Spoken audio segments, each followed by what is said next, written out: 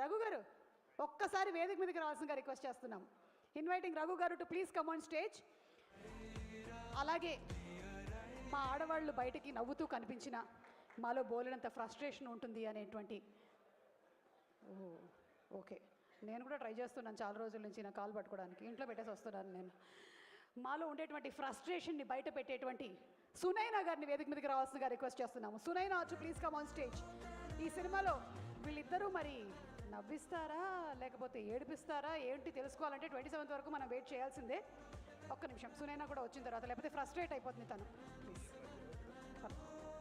Please speed ఎక్కువ ఉంటుంది. Hello, yes, ఒక్క నిమిషం, జస్ట్ కమింగ్. బౌల్ ఇవ్వండి. మధ్యలో ఎవరినన్నా పెట్టండి. ఇక్కడ మధ్యలో నేనేనండి యాంకర్.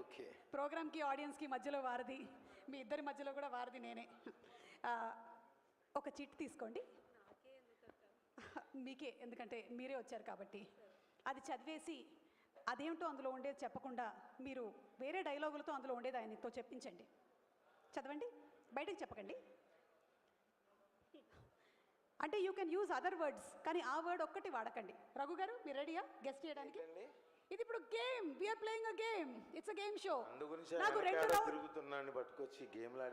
నాకు రోజు 2 రౌండ్లు ఆడందే నిద్ర రాదు. సో అందుకని this is a game show. Ready? Okay. Actions కాదు, మీరు మాట్లాడొచ్చు కానీ ఆ పదం ఒకటి వాడకూడదు, అంతే. చదువుకుంటాను చెప్పేసి. ఏయ్ hello, ready Sunaina? You are very talented, చెప్పొచ్చు, మీరు మాట్లాడొచ్చు. రోహిత్ గారు త్వరలో ఏమవ్వబోతున్నారు? అప్పుడు ఆయన ఏంటి? పెళ్లి కొడుకు. అయిపోలే. Right answer. ఇంత ఈజీగా ఉంటుందా? అందుకని మీరు ఇంకో చిట్టు తీసుకోండి. రౌండ్ 2 మొదలెడదాం. పెళ్లి కూతురు వస్తుందేమో ఇప్పుడు. చూద్దాం ఏమొస్తుందో మీకు. బయటకు చెప్పకండి, ఆ వర్డ్ చెప్పకుండా చెప్పించాలి ఈవిడితో. ఏమొచ్చింది? నా కర్మకు అదే రావాలా? ఓకే, మంచి వర్డ్ వచ్చింది, వెరీ నైస్. చెప్పండి. ఇప్పుడు వాళ్ళని చూపించకండి. ఇప్పుడు పెళ్ళయింది, అప్పగింతాలని, నెక్స్ట్ ఇంకేం చెప్తాం?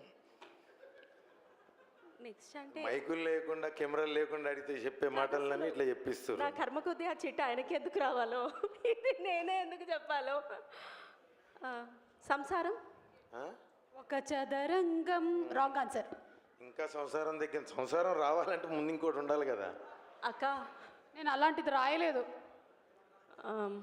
నేనేం బూతులు మాట్లాడతలేను. లేదు లేదు, కాపురం లేదు, కాదు. Your last chance. రఘు గారు ఇంకోటి చెప్పండి.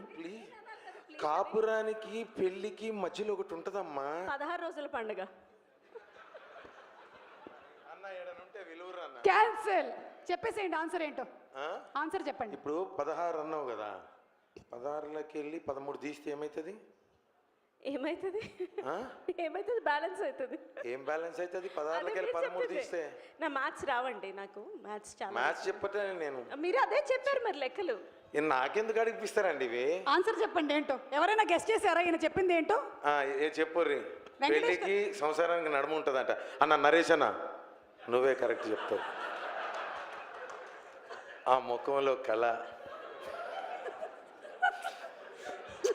లవ్ యూ అన్న, చెప్పనా? అదేనా సంసారానికి నడమ? బ్రిడ్జ్ ఉంటుందన్న, ఎడుకో వెళ్తాం కదా అంచులదా. రిసెప్షన్ అంట. ప్రాపర్ ఎక్కడన్నా మీది?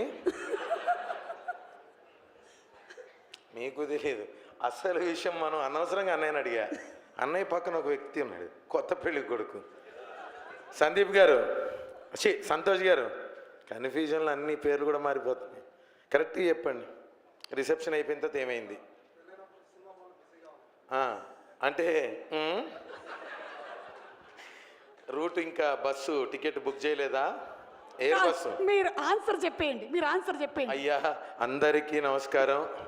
ఆ చిత్రం పేరు హనీమూన్ అని ఎప్పుడో వచ్చింది. అది హనీమూన్కి వచ్చిన తిప్పలండి. ఎక్కడైనా ట్రిప్ అని చెప్పొచ్చు కదా, ఇంకేవేవో చెప్పారు. సునైనా ఈ ఫ్రస్ట్రేషన్లో నువ్వు మాట్లాడు.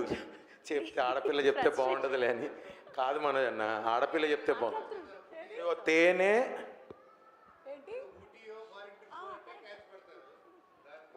ఈ లోపుకి చెప్పేమంది ఆడపిల్లతో ఎందుకులే చెప్పించడం ఆ మాట అని నేను ఎందుకు చెప్పడం అనుకొని ఆవిడకి తెలిసి చెప్పలా సిగ్గుపడుతుందని నేను సిగ్గుపడ్డా అనవసరంగా. ఇప్పుడు మీరు ఏం మాట్లాడాలనుకుంటున్నారు?